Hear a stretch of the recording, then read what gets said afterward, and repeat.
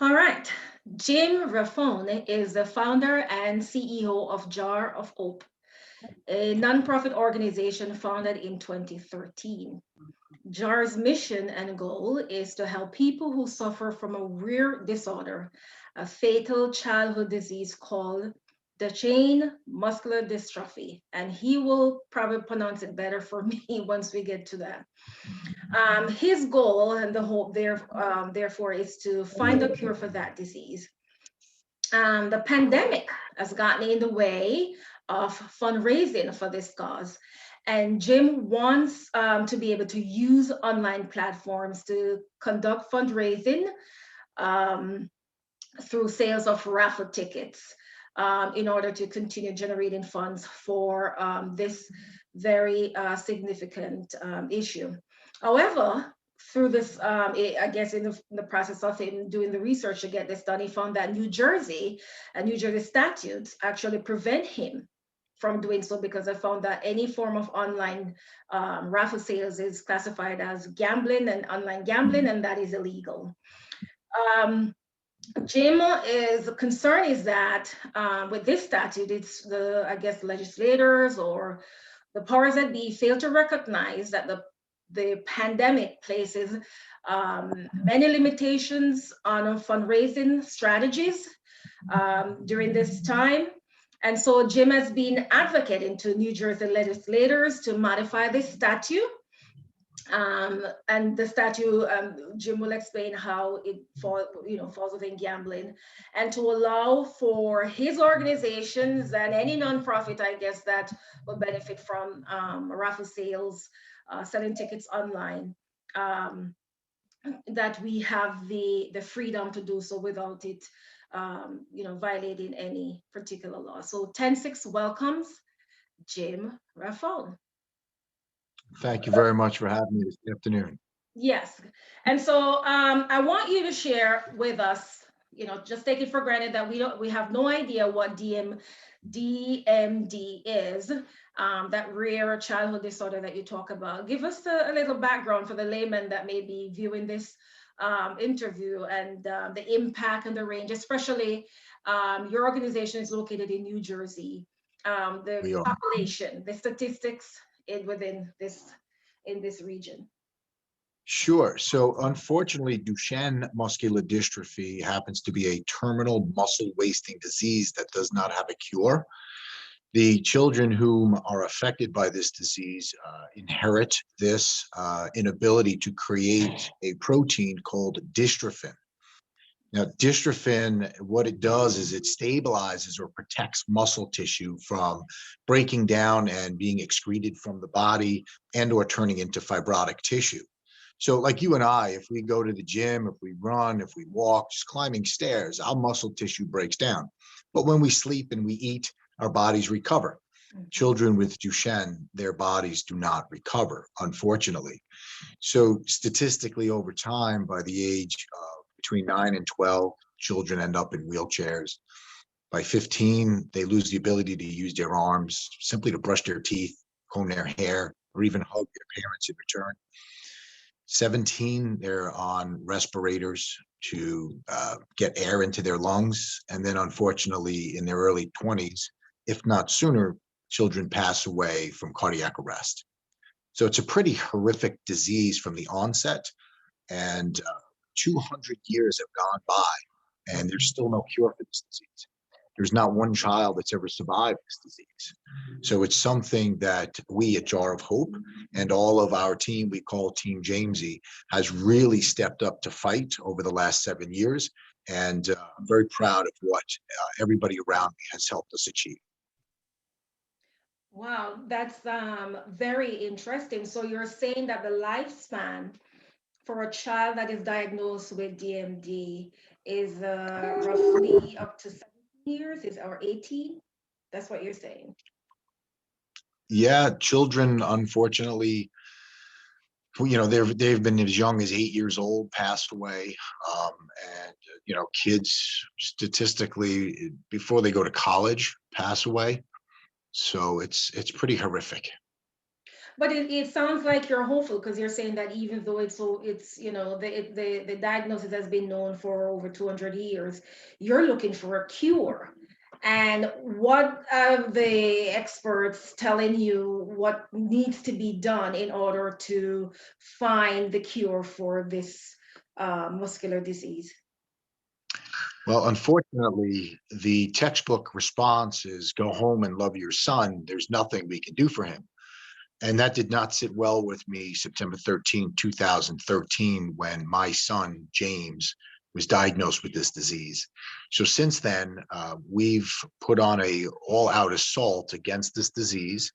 We've conducted several different studies to try and find at least a therapy to slow down the progression of the disease, because my thought in my head was if I could at least keep my son alive, if I could keep him walking past the statistics, then that gives me more time to find a cure. So in the last 7 years, we've been now successful to get a compound called JAR 914. Just was approved by the FDA to go into a clinical trial. So within the next few months, I'm going to call it 6 months, we need to raise approximately $2.2 million. And they're going to allow us to put about 12 children on this compound to see exactly what it does for these children. And my goal is that, one, it reduces inflammation, and two, potentially increases the production of dystrophin in their body. To what extent, we don't know. That's why we have to study it. And that's what gives me hope, is that potentially there is something that we could give these children. Yes, that sounds very interesting. So when you say that your organization, are you saying you're part of the initial startup of this research? And all of this is based on all the advocacy work and campaign that you've put in to get this done in order to approach the FDA for whatever process it takes for approval. That's correct. So JAR has been the funding arm for, we're working closely with a company called Hypergenetics, and Hypergenetics is fighting Duchenne as well. They're the research arm, where they do the research and pushing the FDA to allow them to do this clinical research, where we are funding everything every step of the way. And that's why I'm so proud of all of those who have donated for the last 7 years to us. And we call them affectionately Team Jamesy, because they haven't left our side for 7 years. And without their support, we wouldn't be where we are today. So it's really remarkable. Yes, and it's even more so critical why this piece of legislation or statute that you want to be modified is so important, because based on just the information that you provide, shows the urgency why funding is needed, because it will make a difference. Were you able to figure out the statistics among children in New Jersey in terms of rate of, children that may have this disease? Well, statistically, it's 1 in every 3,500 male births a year, but that's on a global scale.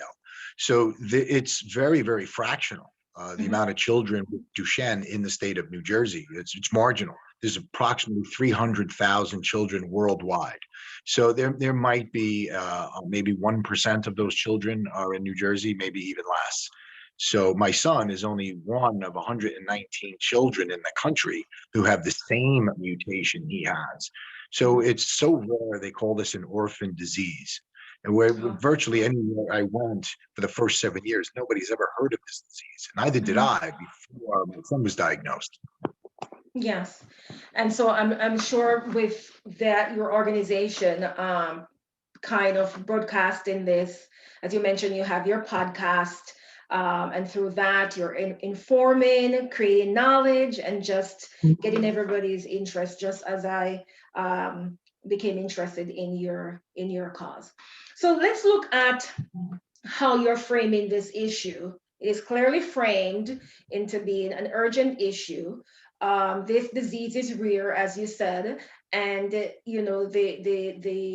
there's no cure at this point, and you're looking to get a cure for it. Um, what would you say to individuals who want to support you? Why this fundraising technique or strategy, that is selling raffle tickets online, for example, is so important. So I have to digress for a moment and speak about what transpired just a year ago, as the whole world came down with the coronavirus and became aware of that. And then as the shutdowns began, people who were losing jobs, people who were confined to their homes, didn't really think about the charities, the nonprofit sector, and we were left to our own volition. And so what happened was we had to cancel pretty much all of our events because people could not gather. And Jar of Hope is an event-driven foundation where we would have events like a stadium run where 500 to 1,000 people would show up. And how we make money there is through the ticket sales, people joining the race, just as the New York City Marathon. As we all know, the New York City Marathon, potentially for the second year in a row, will be canceled. We usually have galas where we have people up to 500 or 700 people come to the gala. And unfortunately, that was canceled. So it was one event after another. And before you know it, we're looking around and we have to raise $2 million. How do we do it if events are being canceled? So we're fortunate enough to have a sponsor in All American Ford, where I literally asked them if they would donate a car, and then I would sell raffle tickets to people online where they can then go, because you don't have to gather to do this, and they would take a chance on winning a 2020 convertible Mustang. Uh, the All American Ford Auto Group stepped up. They did not take a penny because they saw how dire need we were to continually fund the therapy that we want to. They said yes, and we started selling raffle tickets. And then lo and behold, somehow someone at the Gaming Commission, even though Jar of Hope has a license to sell raffle tickets, or a bingo license, if you will, as well, they shut us down. They said you are not allowed to sell raffle tickets online. Now, the statute, when it was written in 1950, where it allowed charities such as ours to go ahead and sell a raffle ticket. But back then, there was no internet. So it was an unwritten thought, or the understanding that you were going to do a hand-to-hand transaction. Well, fast forward 70 years, here we are. You can do almost anything globally now, thanks to the internet. So it was not something that I had initially thought was an issue to do. We set it up as a gaming site where you check a box, 18 years or older. You can bet on the horses in Atlantic City. You can bet on anything across the world, but you're not allowed to help a charity by taking a raffle ticket online. So we had to shut the site down, unfortunately, and the clock was ticking because we gave everybody till December 30th, and we started this in July. We had a short period, a small window to sell these raffle tickets to begin with, and then they shut us down. And then I started to seek out legislation. We have a great advocate in DC, Christopher Smith, Congressman Smith, who we went to help advocate and fight this law, because it just, in this day and age, it doesn't make any sense in plain English. And he was on our side. He's very supportive of changing legislation to allow charities to do so. Eric DePalma, who's out of Old Bridge, New Jersey. Senator Thompson, who's out of Old Bridge, New Jersey. Everybody, one by one, people started to scratch their head and think, well, we really got to change the statute. And oddly enough, no charity in 70 years has thought to fight this, at least in the state of New Jersey. So I stepped up and decided to fight it and push the envelope a little bit. And, we've made some headway thanks to partnering with Governor Murphy.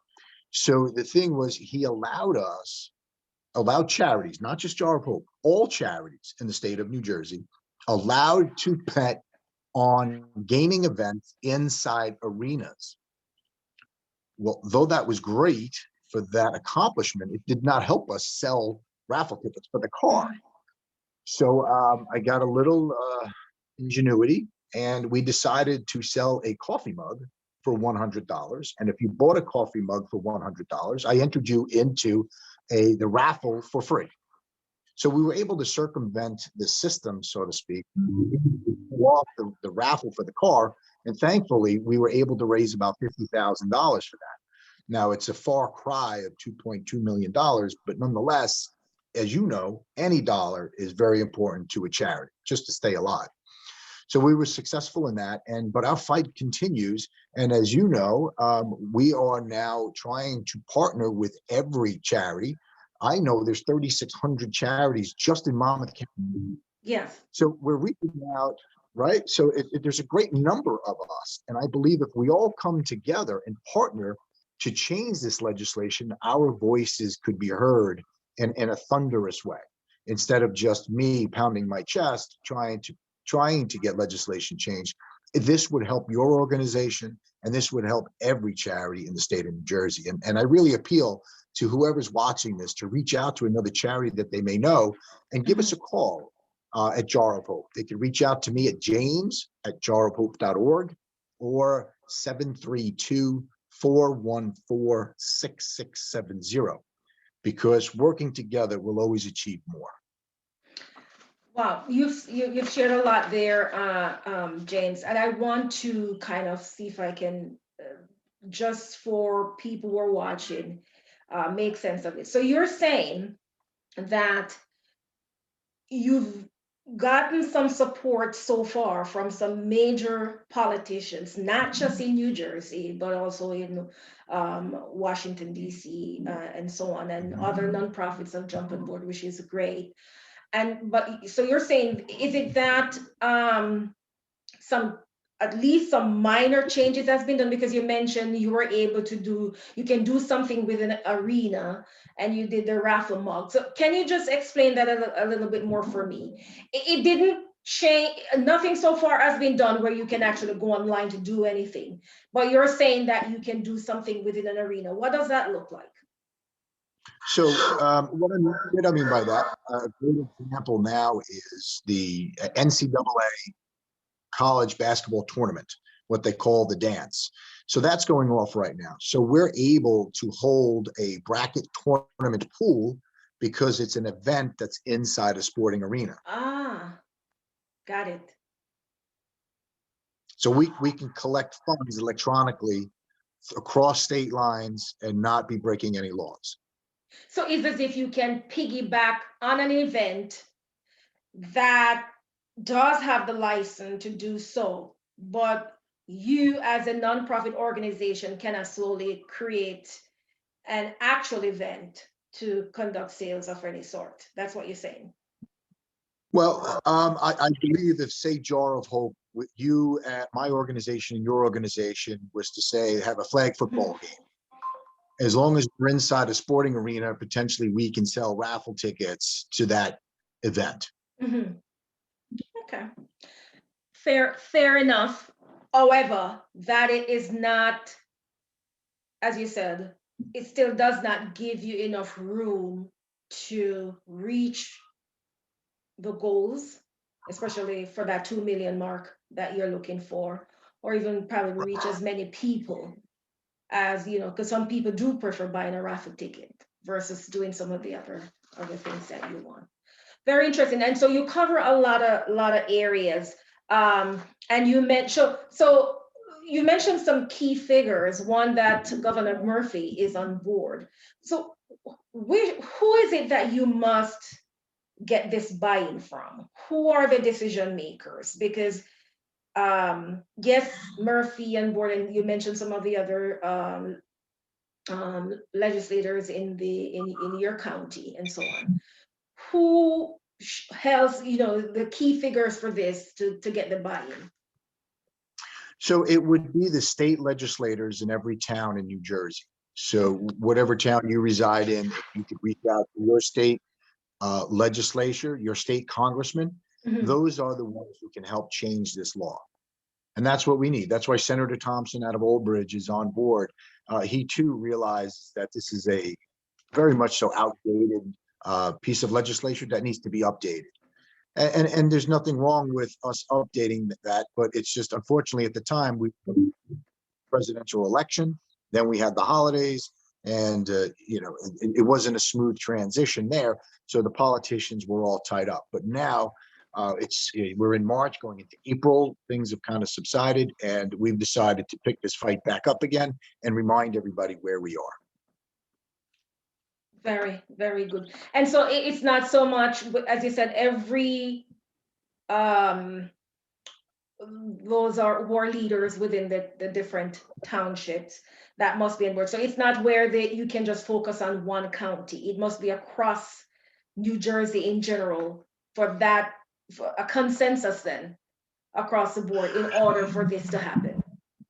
Sure, like anything else, it's going to have to go on the floor and it's going to have to be voted on. So the Mhm. more of the state legislatures, the state congressmen that you get to want to approve this bill, right, the sooner and faster it'll get passed.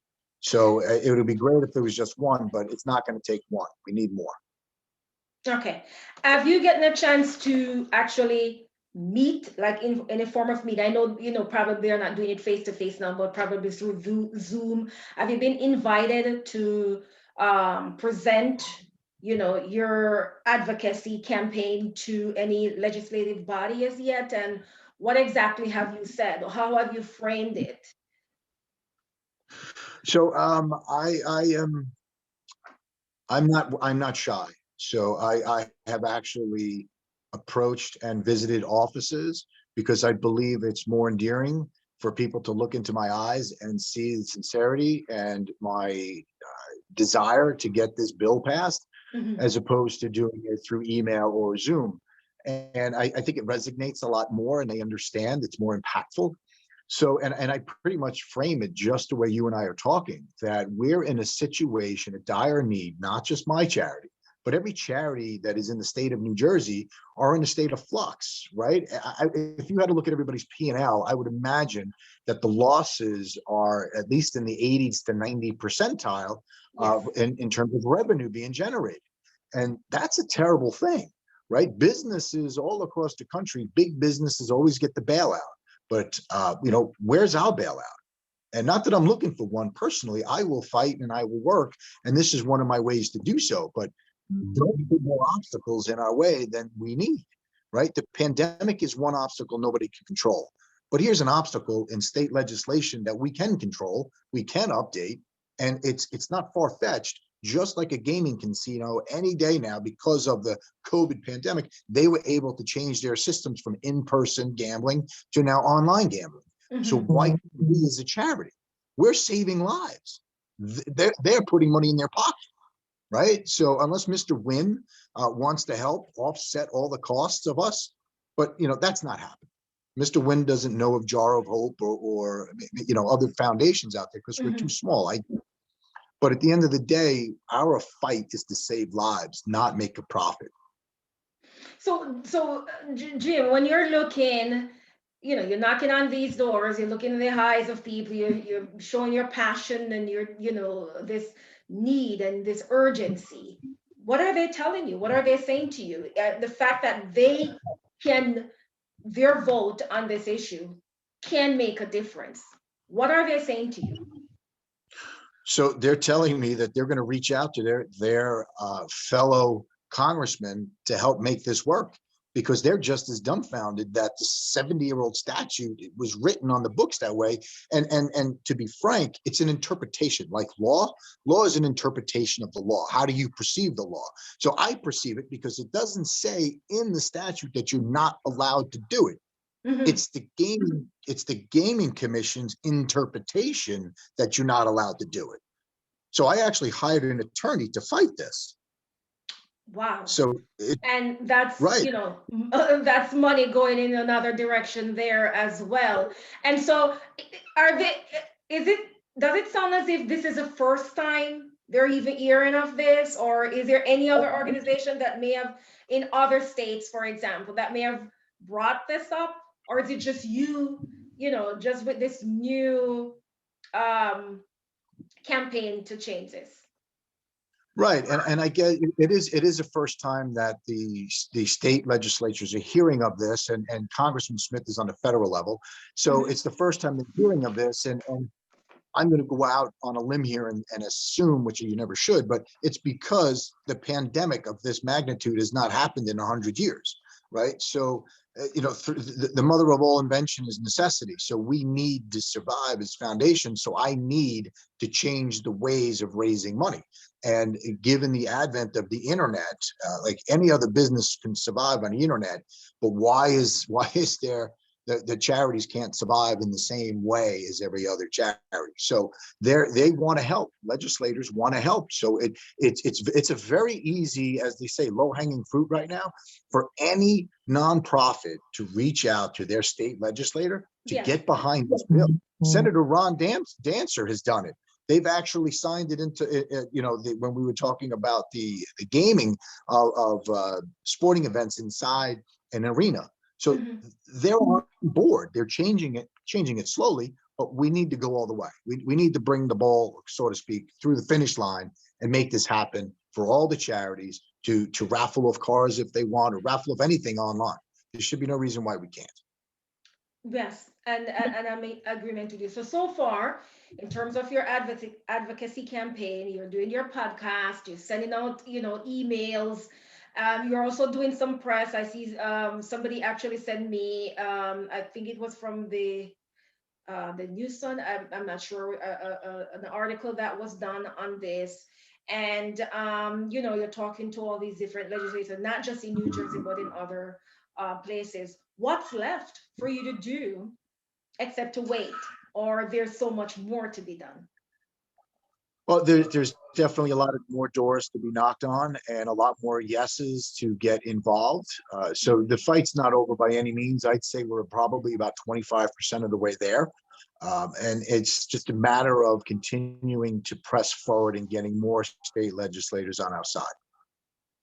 Do they see this issue just from the do the emotion check then?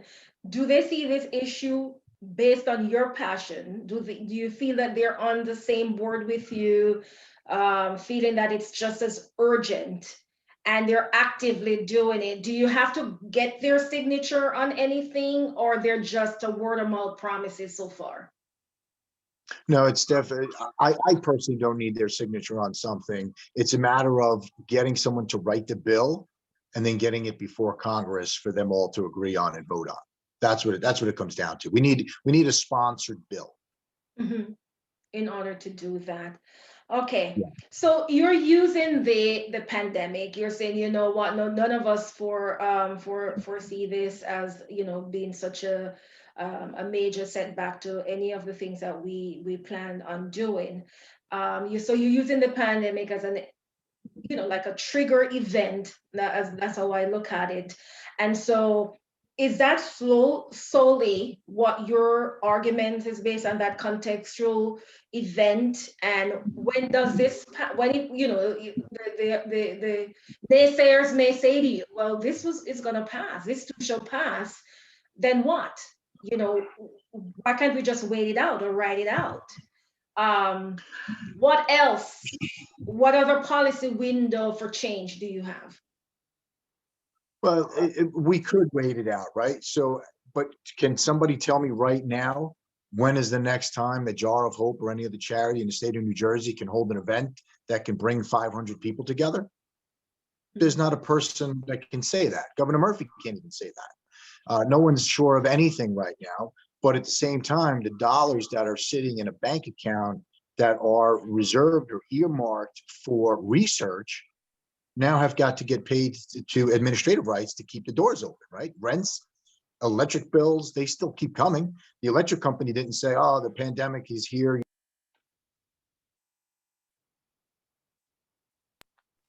we're going to forego this electric bill. Nobody's saying that. Mhm. So we have to make this happen because it's one of the most viable options for us to raise money, Mhm. if not daily, then at least monthly. Yes. And so, yes, I'm glad you were able to kind of point that out. It's not just getting the funds to, find that cure, but it's also getting the funds to take care of the administrative issues. Because of course we know that nonprofit, that's what we depend on. So it's just this overall needs for fund, not just for one particular area, but just for operating expenses all together. So yes, you're um, I would say that, your advocacy is just so right on target, Jim. And many of us can take ideas from the way that you approach it. So let's look at the naysayers then and say, well, you give somebody a length, they take it, 10 lengths further. Are we opening the Pandora's box to online, giving nonprofit the ability to do these online sales? And because we know that some individuals may solely focus on that as your only approach to fundraising. When or if this becomes legal, what are, and possibly the people that you've approached, I'm not sure if they asked this question, what are some of the, how do you know the accountability there? What other factors put in place to make sure that there's transparency and accountability? Because this is falling on you to make sure that you're giving them this vision, you're selling them this vision and how it's going to be done. Well, if for starters, to answer one of your questions in there, this should be done in perpetuity. There shouldn't be any sort of limit on this going forward, because I can only see that technology only improves. That's number one. Number two, foundations, if any foundation worth its salt and is a legitimate foundation, knows that you have to be very dynamic. You can't just be one dimensional and raise money in one vein. It's just not possible. Given what Jar of Hope is about, we're about research, right? So, and we're trying to focus on a neurological disease. Mm-hmm. So first and foremost, if we can fund research to try and find something to slow the progression down, it's going to cost millions of dollars to do that. Then we need millions of dollars more to try and find the cure. And that's just one neuromuscular disease. I've committed to families personally that if I find a cure for Duchenne, the next one in my line to cure would be Becker muscular dystrophy. It's right there. Mm-hmm. So the amounts of dollars that are needed to try and fund cures is just astronomical. And I don't see, from 10,000 feet in the air, I don't see us doing that just solely by raffles online. So that's part of the conversation that I would have with naysayers, and the transparency would be whatever the government, the IRS, or the gaming commission, however they set up the books for transparency for casinos. Mm-hmm. I have nothing to hide. I'll have it the same way, right? Money comes in one direction. It comes in through our website. Everything's electronic, so you can't hide it. It's not like cash. Mm-hmm. Cash people can do crazy things with, but when you're taking in electronic dollars, there is a trail from the mouse click of the donor to where my bookkeeper would accept the funds into my bank account. So you can't do anything shady. For anybody thinking that, they just don't understand how it works. Very interesting. Let's look more at the actual, physical symptoms, or as you said, the neurological issues that someone stricken with, Duchenne muscular dystrophy, what they experience. You mentioned your son, and not to violate anything that, his own in identity in any way, but give us an insight as to what's someone who is stricken with this disease, what their day may look like in terms of experiencing the symptoms, the both the physical aspect and the emotional aspect of it. Because I'm thinking, based on just your passion about it, you're walking in your son's shoes on a daily basis. I can feel that. So give us some, insider's view of that. Sure. The way to describe this, right, so people can really relate and put Yes. this into a mental picture, is, let's just say you have an 85-year-old grandfather who's not mobile, right, who's bedridden and can't feed himself, can't take care of himself in a sanitary manner, feed himself, shower, right? These are all the same attributes that a child with Duchenne goes to from the age of 15. So that's a physical connection that you can see, right? The emotional connection is you're not supposed to see a 15-year-old child in that manner. It's very difficult to watch. And it's very difficult for that very cognizant individual. So this is where it differs from an 85-year-old, right?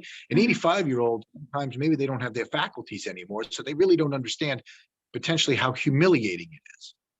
You have a 15-year-old child, very cognizant of what's going on with the world around them, and they see maybe potentially brothers and sisters running around having fun, and meanwhile they're bedridden and can't do all those things. And then their faculties are all there. They're cognizantly aware of their decline, and they can't put it together because they're not meant to understand that decline. So emotionally, from a parent, it's extremely, it tears you apart. It tears you apart in such a way that you pray to go to sleep because, during sleep, maybe potentially it becomes numbing, but then you dream about it. And when you wake up, reality hits you in the face as soon as the alarm goes off that you got to tend to that child in the same way all over again. So no matter if you're awake or if you're sleeping, you're dealing with this awful, awful, humiliating disease that virtually the world still doesn't know about, and there's no cure for yet. So and that's where my passion comes from, and my fire to want to change legislation, not because it's unfair that other people are making money in this way. It's because we have no other way to try and save these children from this humiliation. Yes, you did such a good job here explaining it. I actually felt that just walking in your shoes. Yes, the awareness that you talk about, it's happening to me, it's happening to them, but there's nothing that they can do about it. So let me see, through the day now, you may have, or for the week, you may have what, visiting nurses coming in. He has many doctor's appointments, he's taking medication. Um, some of those things educationally. Is there any kind of educational activities? I mean, in terms of being enrolled in a school, getting some kind of, curriculum-based activities going on, despite the fact that he's bedridden and, lost some of his ability to do certain things. So, due to the pandemic as well, school has become homeschooling. And but to answer your original questions about nurses coming in, no, the parents become the caretaker of the children because it's a very nurturing thing to do, and you don't want anybody else taking care of your child. That it's hard to let go of that as well. Um,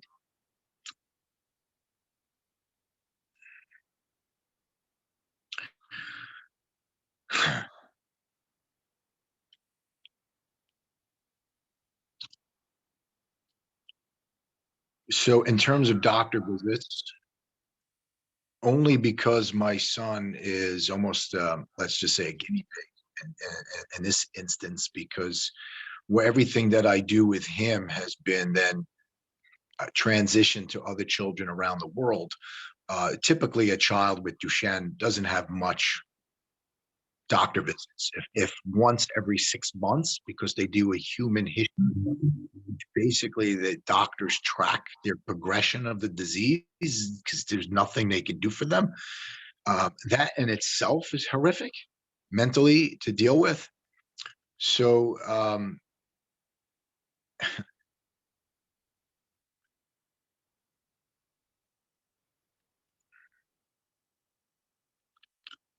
I know there's a lot of diseases in this world, but this disease really takes the cake.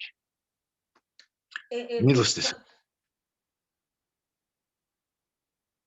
it sounds like it does, Jim, and it's truly heartbroken. I do feel, I'm feeling, I'm feeling your pain. I'm feeling your the just the overall emotional, um, range and depth of the experiences that you're having, and to walk in your shoes. It's just such a monstrous task to take on. And not only you're, on, it's not that you're on the outside dealing with it, is that this is part of your everyday life. And as you mentioned, to deal with this barrier of the limitations that to fund this project, to fund this mission that you're on, only to find that how outdated certain policies are, and the difficulty in trying to get people on board to change it. It's truly amazing work, and it takes a lot of perseverance, a lot of advocacy, or this belief in advocacy or action advocacy to get it done. And I applaud you for that. And for anyone who is watching this interview, I hope you're as moved as I am just by hearing what Jim is sharing about this, and the emotional toll there is on this. So,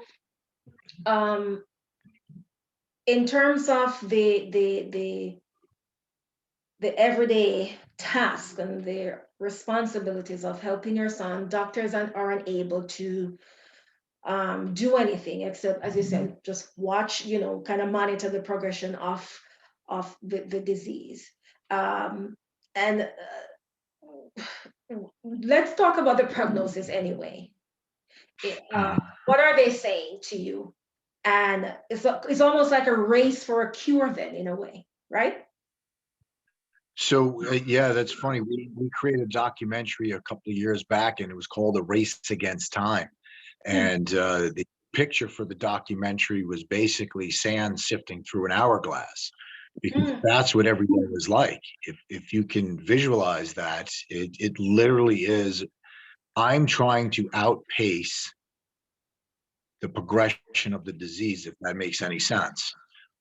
And so far we're doing well. Mhm. We're not done yet, and we've got a long way to go. And the shame of it is, right? My son was diagnosed 7 years ago. There's more and more children coming behind him, and those families are left to the same despair I was 7 years ago. So we really need to stop this, because it's just heart-wrenching. I've come to, I don't want to say live with it, but the more I talk about it, the more I advocate for my son. Mhm.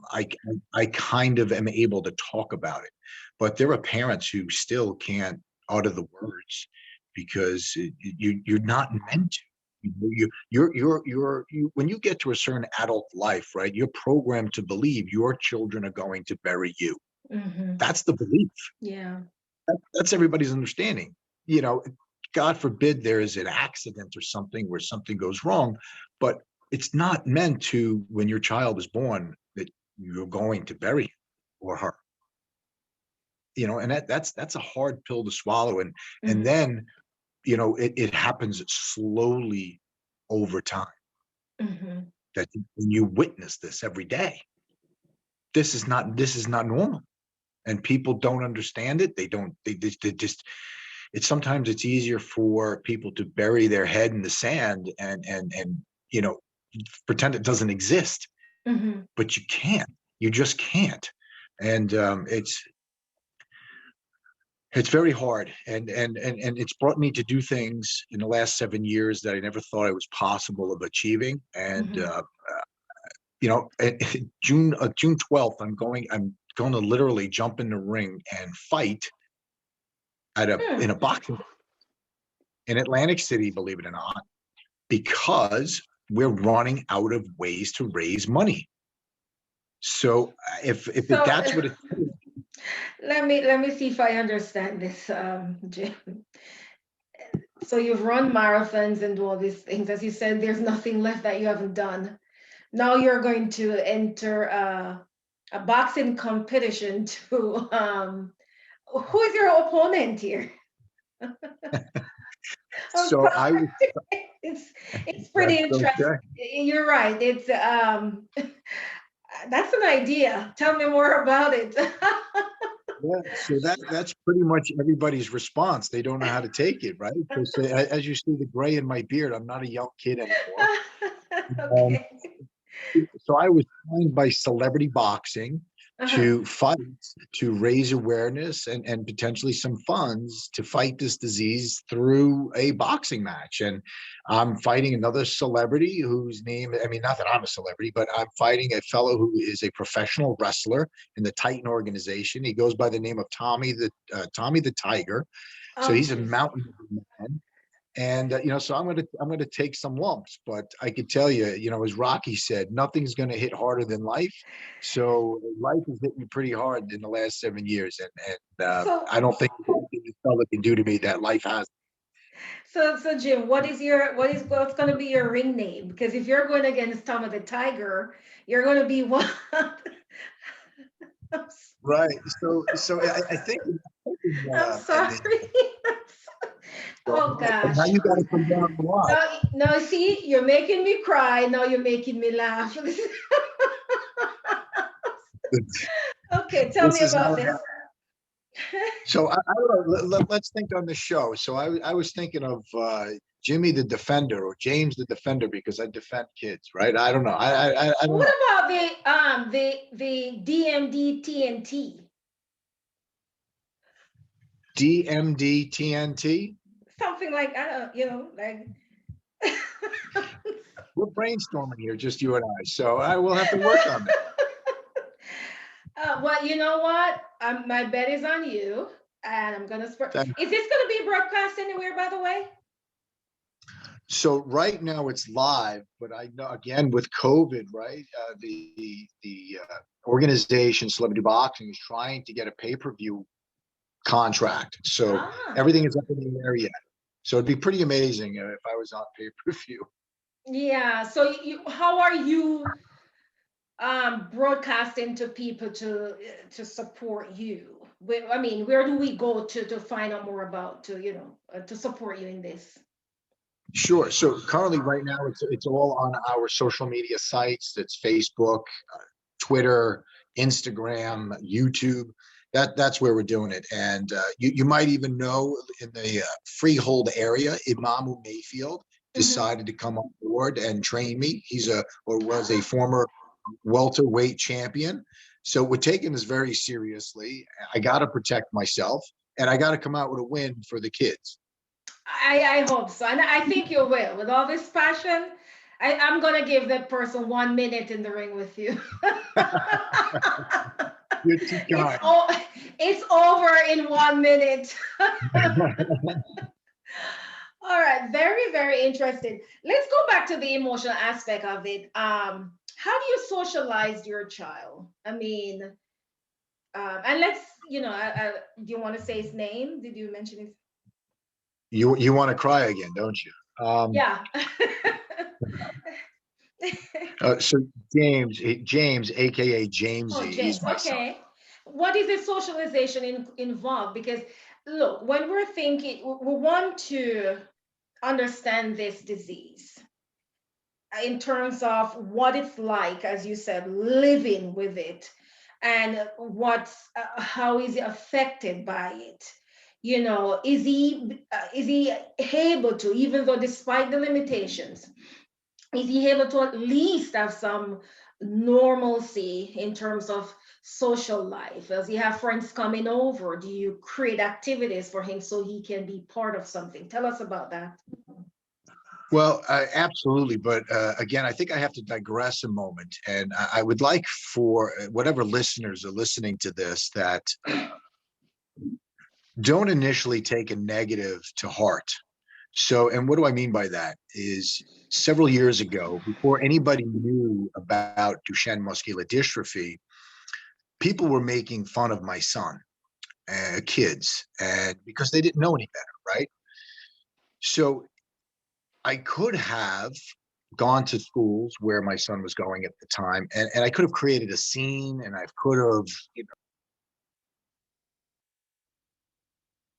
and things of that nature. But what I decided to do was create an event where kids would learn about the disease.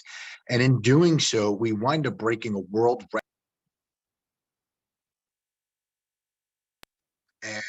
and how did we do it? We created Lego links that would look like or mimic the dystrophin gene.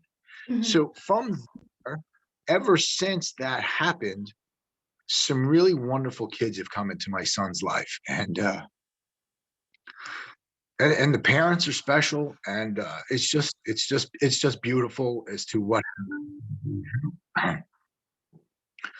how the kids respect and understand what he goes through and are there for him in a way that potentially it wouldn't have been in the beginning. So whatever problem may come at you, just think twice before you react. And I always am one to never ever make a statement or a reaction when I'm emotional. And a lot of good has come out of taking that moment, that pause, and reflect on what's occurring and seeing how you can spin it to make it into a positive for everybody involved. And it wind up working out better. So his social interaction is a lot better now than it was years ago, because people initially, when he got sick, people thought he was contagious, that their kids were going to get it. And I remember him asking me for at the time, his little best friend, how do you tell a 5-year-old that the parents don't want their son around your son anymore? If you have a child, that goes right through you. You can't communicate that to a 5-year-old, and not that they would even understand that. So it's all through the education process that people have come around to understand and really understand his limitations, and it was a really pivotal time going through that. Yeah, and I'm sure there's a lot of growth from that, not just for you, but even, possibly those parents and children who, participate in your, workshop or educational activity to kind of inform. And so, I'm hoping people are recognizing the enormous work that's involved in this, because you're thinking of every single piece, in educating people about the disease, making sure, and also understanding too, as you said, these are young children that don't know better, but then you take the initiative to educate them. And that is the key, because, for parents, I mean, tell me though, you know, in the process of you doing these outreach and these information sharing, from your podcast, who, parents reaching out to you, or you're meeting them face to face, what are some of the things that they're saying to you, that their biggest struggles or challenges that they're facing, and what are the networks that are out there, whether through government or private sector or other nonprofits, that you can even direct them to, or there as a foundation to help your group? Ooh, there's a lot there. So Yeah. it's very tough, because it's such a small community of people, and we're scattered throughout the United States, that there's not a family in a stone's throw, so to speak. Um, so everybody's kind of making their own way on how to do this, and everybody's different. Unfortunately, divorce in this community runs rampant. So you have a lot of single moms raising a child with this disease, which is it's horrendous to begin with. Hmm. And then never mind to be not only the sole provider, but then the caretaker. And then there are some families that have more than one child, which compounds it. I mean, I've come across families that have 5 boys with this disease, and it's tough to navigate. And the NIH and the federal government, they're dealing with disease after disease, and the pandemic, and unfortunately, even with other foundations who deal with 45 different neuromuscular diseases, Duchenne muscular dystrophy gets pushed to the bottom because it only affects 300,000 people. Hmm. So they want to, they want to cure the masses with the least amount of money, where you need a great deal of money in Duchenne to cure the minority. right? So it's a very difficult thing to navigate what we're going through. Yeah. But if anybody is lost, especially, you don't have to, and I say this to anybody who has, if it's CP, if it's autism, if it's whatever, if you find yourself lost, please reach out to Jar of Hope. We will help you navigate and help you get to the right people that you need, especially in this now with this pandemic. Mental illness is running rampant with the kids. Even mainstream kids are finding it difficult to navigate this time. Uh, we have a great deal of practitioners at our disposal that we can help anybody. And that's the reason I started this charity, is because when my son was diagnosed, this is going to sound awful, but I went to different foundations and they told me that they didn't need my help. And I really very much felt isolated and alone. And I would come home and look at my son every day and say there's really nothing and nobody's going to help me save my son. So I had to do something myself, because first and foremost, he's my child and I need to take care of him. So, and that's why I started it, and I am here for anybody. I will never turn my back on anybody who needs any help, and no matter what they're battling.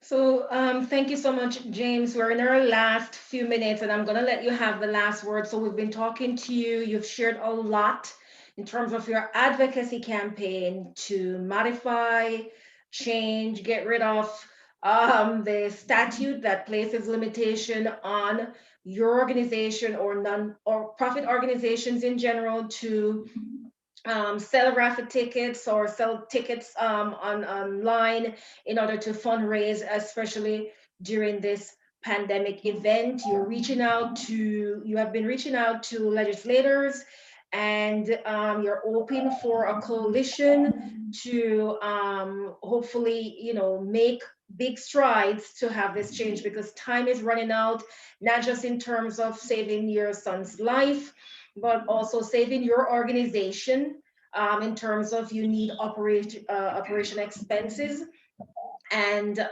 also to advocate, as you said, and I appreciate what you said, anyone who are having some form of,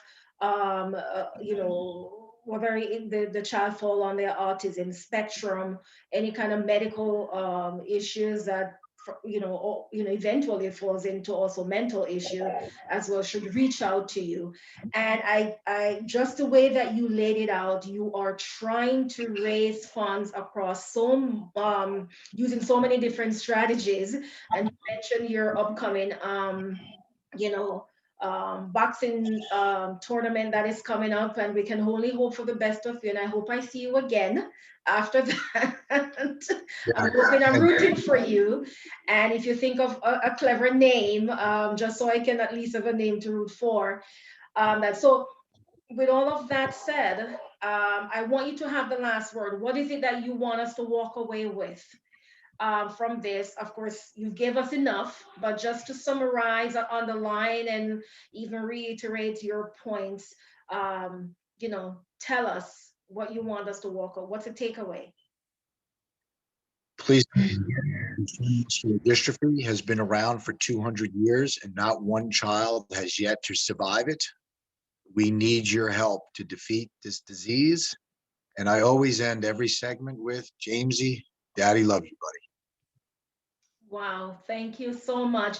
And you did mention your phone number and your website. I don't know if you want to repeat it again, just so for people who just, probably jump to the ending of something, sometimes, and how they can support you, send you money. You said it's on all your platform, as you said, Instagram, Twitter, and your website, and so on. So those are the ways that you can reach out to James. And of course, if for anyone who have questions, of course, and pass it on to me and I'll forward it to via email. Thank you so much for sharing with us today. Thank you for having me. Thank you. All right.